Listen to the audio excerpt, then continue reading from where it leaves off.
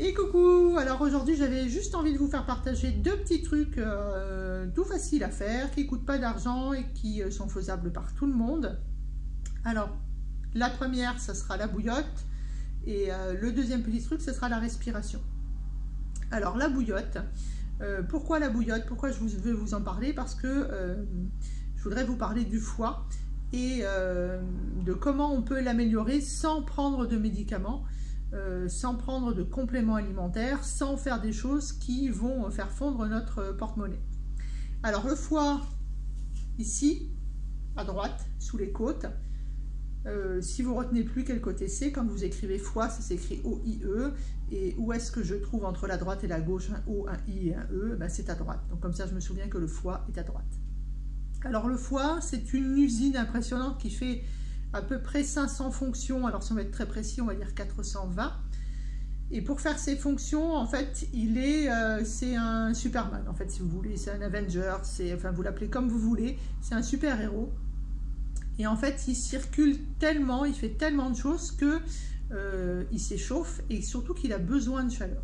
Il a une double circulation, en fait, circulation veine porte et veine cave, mais peu importe, on n'est pas en train de faire d'anaphysio ici. Juste pour vous expliquer que le foie a une température qui est supérieure à celle de notre corps, donc celle de notre corps est aux environs de 37 degrés. Ben le foie a une température beaucoup plus haute. Certains vont même jusqu'à dire que le foie, il est à peu près à 50 degrés. Bon, là pareil, on n'est pas en train de faire un cours, on n'est pas en train de chercher qui, quoi, où, comment, qui donne le plus grand nombre et tout ça. En tout cas, ce qu'il y a de sûr, c'est que votre foie, avec ses 500 fonctions, il a du boulot. Et dans notre vie actuelle, il a de plus en plus de boulot parce qu'il a de plus en plus de xénobiotiques. Et vous savez que xénobiotiques, j'ai déjà utilisé ce terme-là. C'est un gros boulot pour lui. Il est obligé de faire ces 3 phases de détoxination pour renvoyer justement au cœur par cette fameuse veine cave les nutriments, l'oxygène, etc. Et bien pour faire tout ça, il va s'user, il va se fatiguer. Eh bien, on va essayer de l'aider et on va l'aider de manière naturelle. On va mettre une petite bouillotte ici, plutôt le soir au coucher. On se couche sur le côté droit avec la bouillotte et on va la garder 10 minutes, un quart d'heure. Et après, on s'endort. Et en attendant, on aura vachement aidé notre foie. On va l'aider pour se régénérer parce que le foie, il est extraordinaire. Même s'il reste 10-15% de foie, il est capable de se régénérer complètement. Donc cette merveilleuse machine, il faut l'aider et on peut l'aider sans dépenser d'argent, tout simplement en lui mettant une petite bouillotte. Et ça coûte rien. Et n'allez pas acheter une bouillotte, hein. Vous mettez une serviette. Alors, pour une fois, on trouve l'intérêt du micro-ondes, donc une serviette dans le micro-ondes, ou alors vous la mettez dans le four. En tout cas, vous trouvez une solution. Ça peut très bien être de l'eau chaude que vous mettez dans une bouteille en verre et que vous emballez avec une serviette. Alors, la bouillotte, on prend toujours le petit test ici, hein, comme le biberon des bébés. Hein, on ne va pas se brûler, hein, ok? Attention, faites attention à vous. Donc voilà, pas besoin d'investir. On se fait une petite bouillotte, on fait ça un soir sur 2, puis vous allez voir que vous allez même d'ailleurs mieux dormir, vous aurez moins de taches sur le visage, et ça peut régler tous les problèmes qui sont liés aux X fonctions du foie. Je pense notamment à tous les problèmes liés au sucre, par exemple, mais aussi à tous les problèmes qui sont liés à l'urée aussi. Et je ne parle pas d'acide urique, hein, je parle bien d'urée.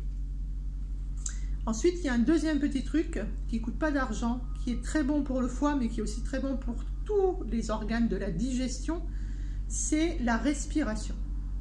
Alors, quel est le muscle le plus gros, enfin, pas le plus gros, pardon, le plus fort du corps? C'est le diaphragme. Donc, le diaphragme, il est ici. Si vous suivez les côtes, il est là, en fait. Et le fait de faire monter le diaphragme et le faire descendre, et surtout le faire descendre, vous allez faire un peu cette impression de je gonfle, je dégonfle, je gonfle, je dégonfle.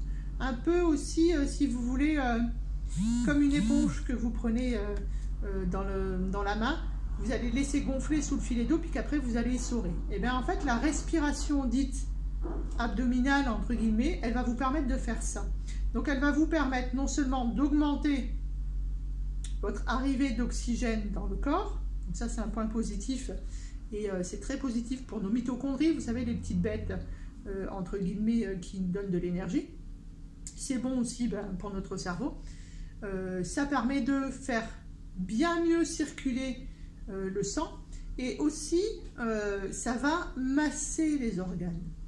Et quand vous massez les organes, qu'est-ce que ça vous fait un massage? Ça vous fait du bien. Ça aide à la régénération, ça aide à la détente et à la relaxation.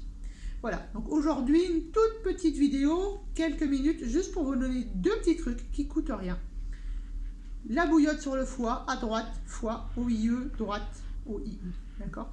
Et la respiration. Alors la respiration, je vous en parle aujourd'hui dans le cadre de la gestion du foie. Et la respiration, ça fonctionne très bien aussi pour mettre en route le fameux système parasympathique, celui qui est justement sympathique pour nous, qui nous fait sécréter ces fameuses endorphines. Et donc la respiration, qu'elle soit abdominale ou pas, quel que soit le type de respiration, c'est excellent pour vous relaxer, pour vous relâcher, pour gérer votre stress. Et c'est pareil, ça prend quelques minutes, ça ne coûte pas d'argent, il suffit juste de se poser. Et comme je dis toujours, dans notre société, on court partout, on s'inflige des stress qu'on pourrait peut-être tout simplement ôter. Mais si pour le moment on n'est pas prêt, on va essayer de combattre le stress par des manières simples, faciles, qui ne coûtent rien et qui nous permettent de procrastiner un petit peu, en tout cas de se poser et surtout de penser à nous.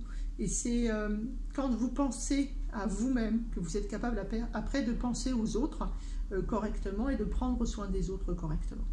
Voilà, c'était juste un petit truc comme ça entre deux consultes, parce que j'en ai parlé avec le client d'avant. Voilà, je vous souhaite une bonne journée. Pensez à mettre votre bouillotte, pensez à respirer, et puis on se dit à bientôt. Ciao, ciao!